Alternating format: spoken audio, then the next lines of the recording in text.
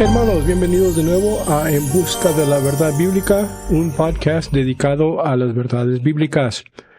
Hoy, esta semana, el devocional de hoy, estamos estudiando los pasos de la caída, los pasos de la caída.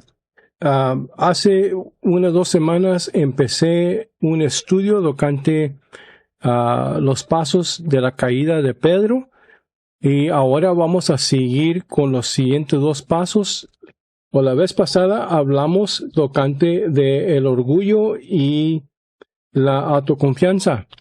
Y ahora vamos a hablar tocante ser vigilantes, ser vigilantes.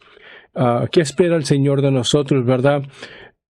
Si tienen sus Biblias, vamos al libro de San Marcos capítulo 14 y el versículo 26. El versículo 26 nos dice así: cuando hubieron cantado el himno, salieron al monte de los olivos. Now, déjenles explico un poquito lo que está pasando.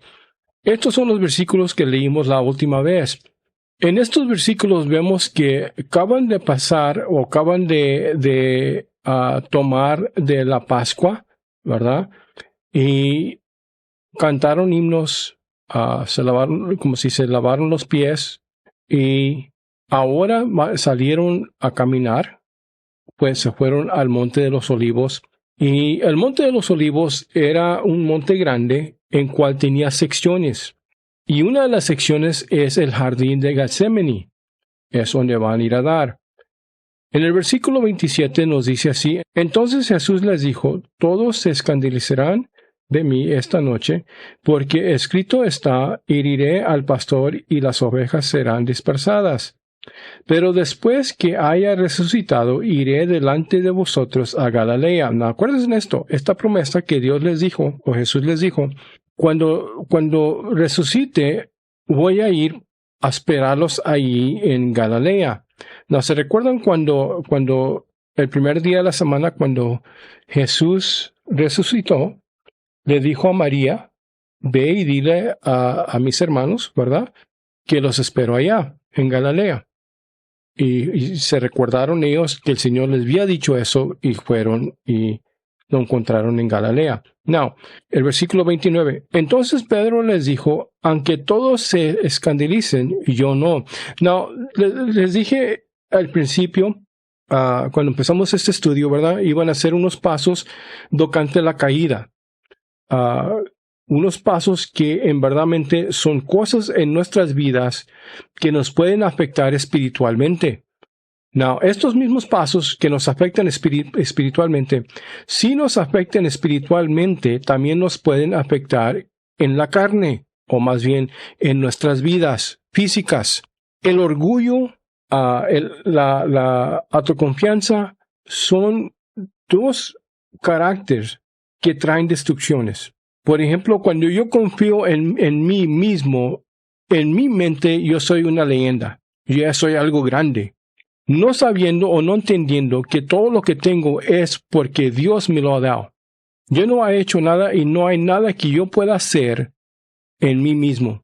Todos que hoy tienen algo, tienen sus metas, que han cumplido sus metas, todo eso es por la gracia del Señor, aunque sean cristianos o no. Es por la gracia del Señor. Now, quiero dar a entender esto, hermanos.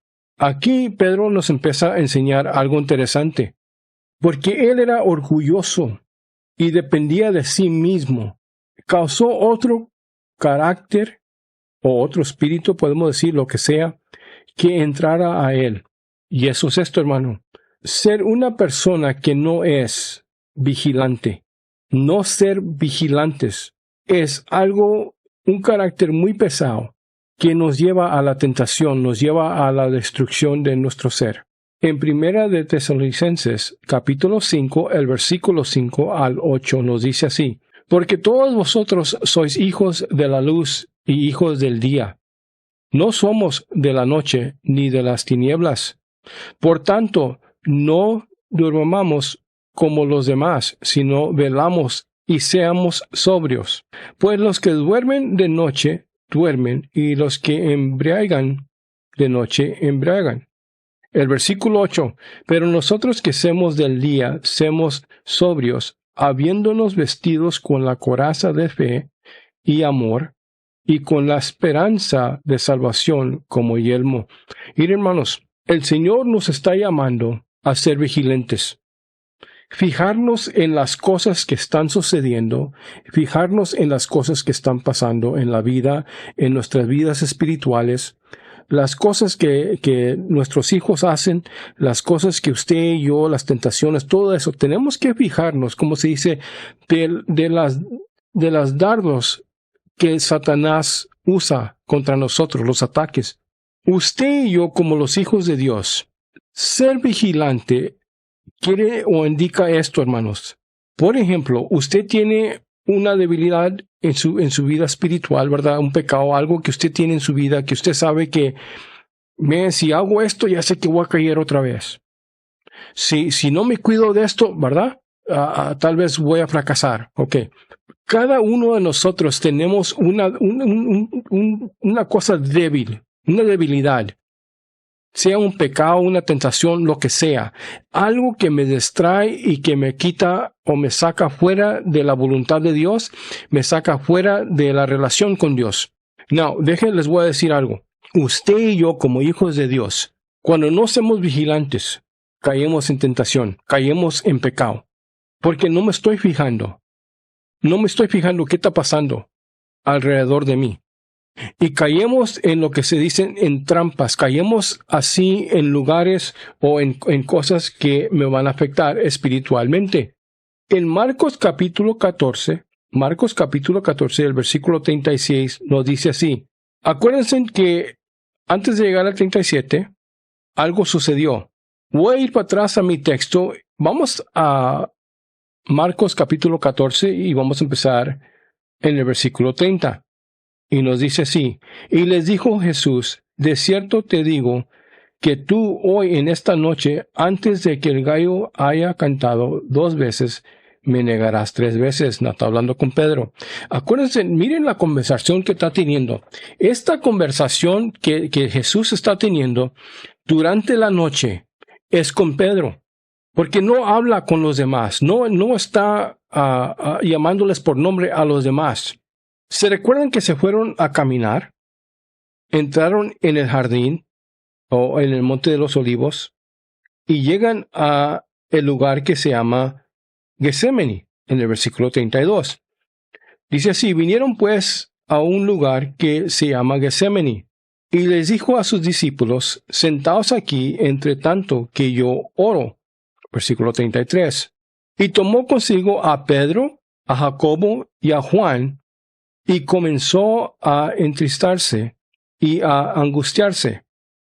Y les dijo, mi alma está muy triste hasta la muerte. Quedamos aquí y velar. No, la palabra velar quiere decir que nos fijemos. Quiere decir que apréndanos. Quiere decir que nos fijemos qué está sucediendo alrededor de nosotros. Y les dijo esto, quedaos aquí, a los 3. A Jacobo, a Juan y a Pedro. Aquí quédense y velen. Oren conmigo, más bien le está diciendo. En el versículo 35 nos dice así. Yéndose un poco adelante, se postró en tierra y oró que si fuese posible pase de él aquella hora. ¿A cuál hora? La cruz. Acuérdense, Jesús era humano. Era 100% Dios, 100% hombre. Él sabía que iba a sentir el dolor de los clavos, iba a sentir el dolor de los látigos, iba a sentir el dolor de todo. Más iba a sentir por primera vez el dolor, o podemos decir la vergüenza del pecado. Él nunca había sentido eso. Él nunca había sentido lo que es el pecado. En la cruz, él iba a sentir todo eso. Y luego iba a sentir algo muy, muy pesado para él. La separación del Padre, que él nunca había sentido. Él está, como se dice, con angustia, está adolorido. ¿Cuántos de ustedes no han venido así a Dios en oración, con un dolor, con un corazón pesado, con un dolor, y no dolor así de que me lastimé o lo que sea, sino que un dolor que en el corazón que duele tanto, que ya no estás ni pidiendo la voluntad de Dios, sino estás diciendo, Señor, quítame esto. No quiero tener esto, no quiero pasar esto. Muchos de ustedes, muchos de nosotros, hemos pasado momentos de esos, en cual le rogamos al Señor, quítamelo. Sabemos que todo es posible contigo, Señor. Quítame esto. Pero luego el Señor dice algo interesante. Jesús dice algo interesante porque dice que no se haga mi voluntad, sino que la suya. No. Después de eso, vuelve para atrás a los tres, a Jacobo, a Juan y a Pedro. Pero qué interesante porque nomás llama a Pedro. En el versículo 37 dice así, vino luego y los halló durmiendo. Y dijo a Pedro, Simón, ¿duermes? ¿Estás dormido? ¿En serio? ¿Estás dormido? Yo estoy allá muriéndome de mi dolor, mi angustia. Te pedí que oraras por mí y estás dormido. Hermanos, ¿cuántos de ustedes no le han pedido a un hermano o al pastor o a alguien así en sus iglesias, lo que sea, amigos, oren por mí? Y después se dieron cuenta que nunca oraron por usted, ni les importó el problema que usted tenía. Porque se mira mucho eso, hermanos. Se oye mucho de eso en las iglesias hoy en día. Es triste, pero es verdad. Te decimos, voy a orar por ti, y nos vamos, y nos olvidamos. Así como Pedro, en lugar de velar, en lugar de ponerle caso al dolor del Señor, durmió. Miren lo que el Señor le dice en el versículo 38.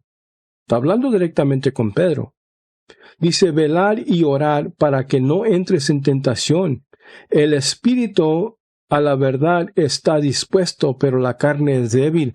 Miren lo que le está diciendo. Más bien, se enfocó en Pedro, porque él sabía que Pedro iba a pasar una tentación. Pedro iba a fracasar, iba a caer por no velar, por ser dormilón, como se dice. Dormilón espiritual. Muchos de nosotros así somos, hermanos. Somos dormilones espiritualmente. No nos enfocamos en las cosas espirituales. No nos enfocamos en las cosas que están sucediendo, sino que nos enfocamos, hermanos, en el yo. Lo que yo deseo, lo que yo quiero. Y es lo único que importa. Es triste, pero es la verdad.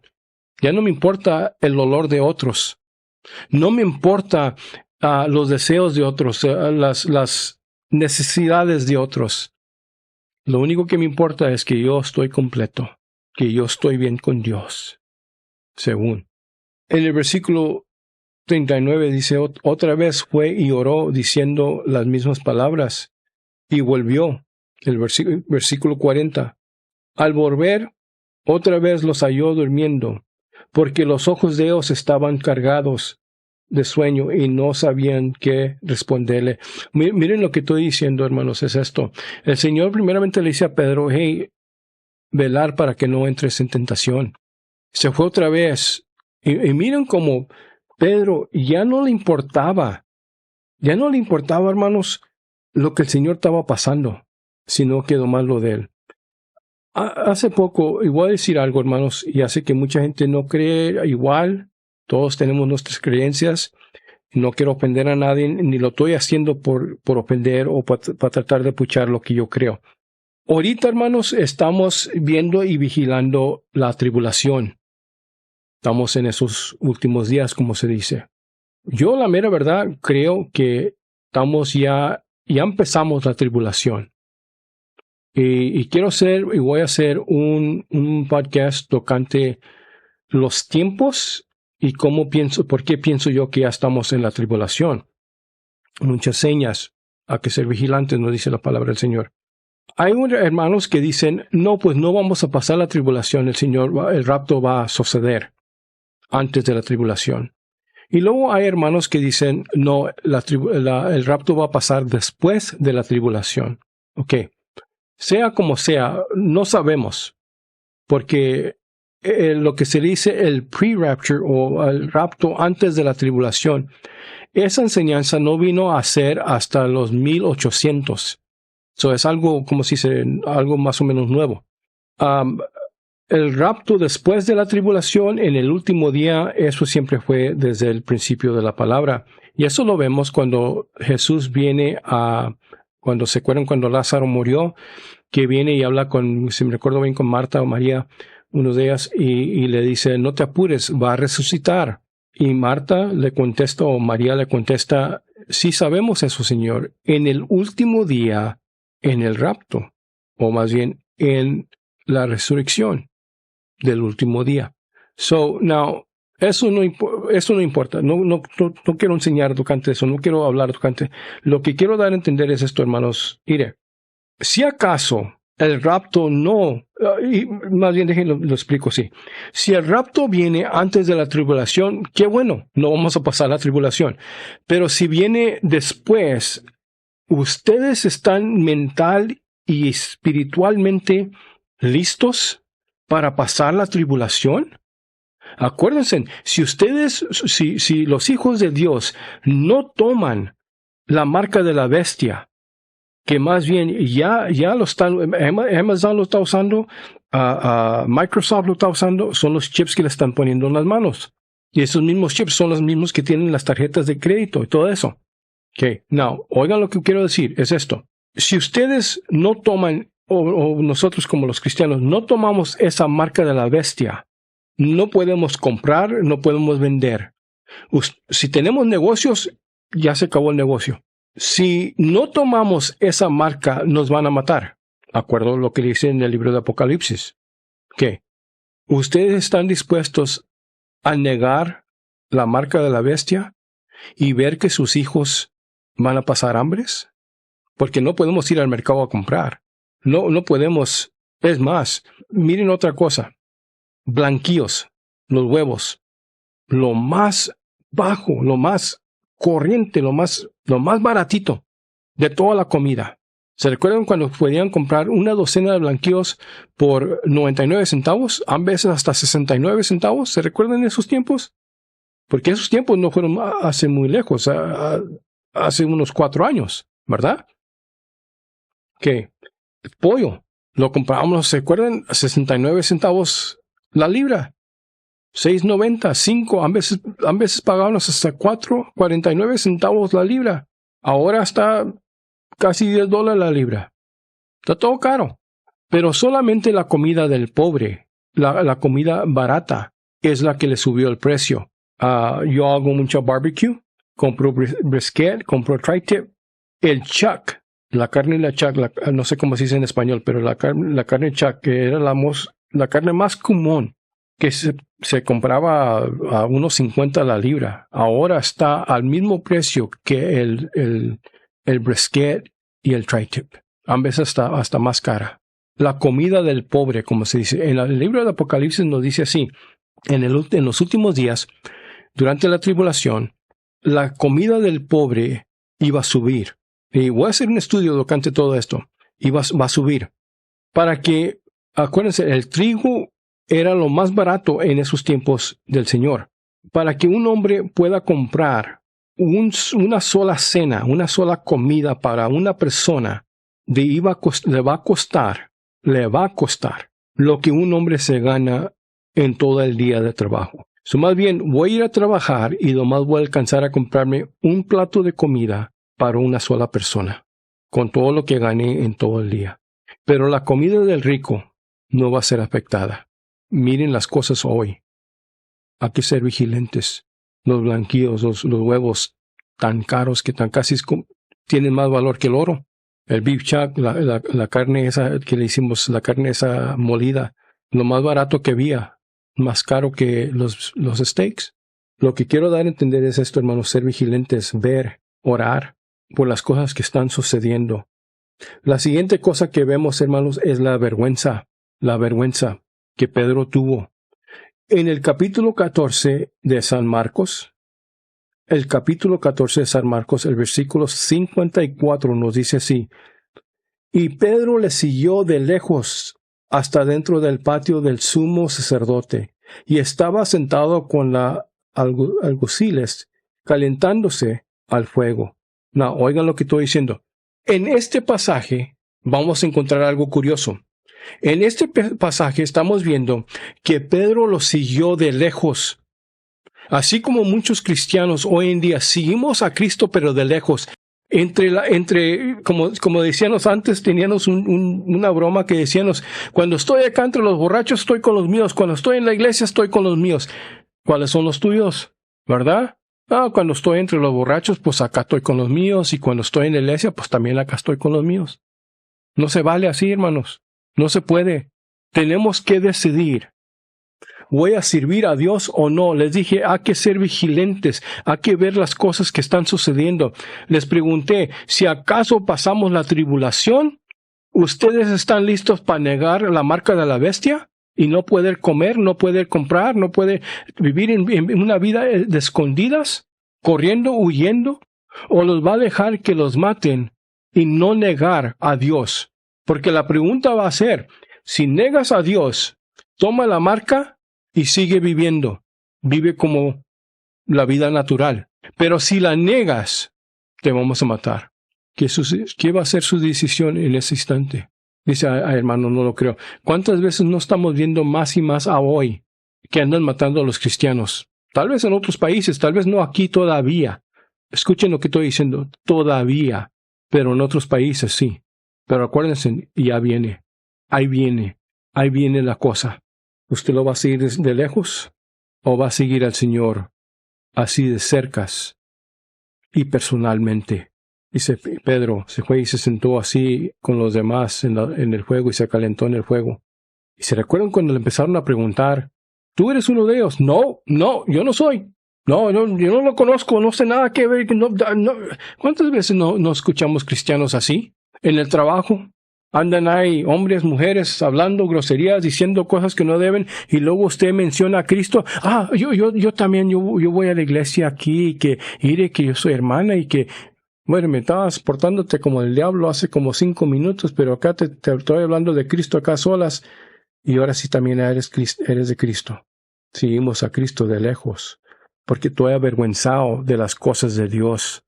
Pero así como el Señor nos dice, tú me negas entre la gente, yo te voy a negar al Padre. Hermanos, pase lo que pase, debemos de no tener vergüenza de las cosas de Dios y seguir a Dios cercamente, personalmente, vivir nuestras vidas para que el pueblo de pecados miren y digan, eso es lo que quiero. El mundo nos vigila porque no es que quieren que no es que nos quieran ver que fracasemos, quieren ver que vivamos bien para ver si la esperanza en Dios es verdadera. Cuando le preguntaron a Pedro otra vez, sí, tú eres de ellos, ya te vimos, tu lengua te traiciona. Y Pedro dijo, no. Y empezó a hablar groserías, empezó a echar maldiciones, empezó a hablar como ellos, a portarse como ellos, porque estaba avergonzado de las cosas de Dios. Hermanos, un cristiano profesante entre ciertamente lejos cuando se avergüenza de él y de su palabra. En Marcos capítulo 14, el versículo 71 nos dice así, entonces él comenzó a maldecir y a jurar, no conozco a este hombre de quien hablas. Un cristiano profesante está ciertamente lejos cuando se avergüenza del Padre y de su palabra. En esta etapa se descuida la palabra de Dios, se abandona la oración y se abandona la campaña de los que dan testimonio de Cristo. ¿Qué estoy diciendo? Es esto, hermanos. Cuando empiezo a ser avergüenzado de las cosas de Dios, ya no oro, ya no predico, ya no les hablo de Cristo, sino que me escondo. Me escondo de las cosas de Dios. Me porto como el inconverto, nomás para que no me vayan a descubrir. Vemos en Marcos 14, versículo 71, y nos dice así, entonces él comenzó a maldecir y a jurar, no conozco a este hombre de quien hablas. Qué triste, hermanos, cuando los hijos de Dios negan a Dios en los tiempos difíciles, entre los amigos, entre la vida social. Pero cuando necesito que Dios me ayude, ahí estoy. Señor, ayúdame, bendíceme acá de escondidas. Es triste. Hermanos, los dejo con una oración. Señor, gracias te damos otra vez porque nos has permitido estar en tu palabra. Nos has permitido aprender de ti, Señor. Ayúdanos, guíanos, Bendícenos, Señor, ayúdanos que podamos crecer en tu palabra, que podamos crecer, Señor, en ti, en tu carácter. Que nos háganos más conformes a tu imagen, Señor. Gloria te doy, gracias te doy por tanta bendición. Te doy gracias por el canal de YouTube que se está utilizando, Señor, para enseñarles a otros. Pido, Señor, por cada uno de mis hermanos, todo el que está escuchando hoy día, Señor, que crezcan, que vengan a conocerte a ti como su Salvador y que, Señor, puedan aplicar la palabra a sus corazones. Gracias te doy, Señor, en el nombre de Cristo Jesús. Amén y amén. Hermanos, como siempre les digo, ser bendecidos y hablen con alguien de Cristo. Y acuérdense, Dios lo dijo, hay que vivirlo. Gracias.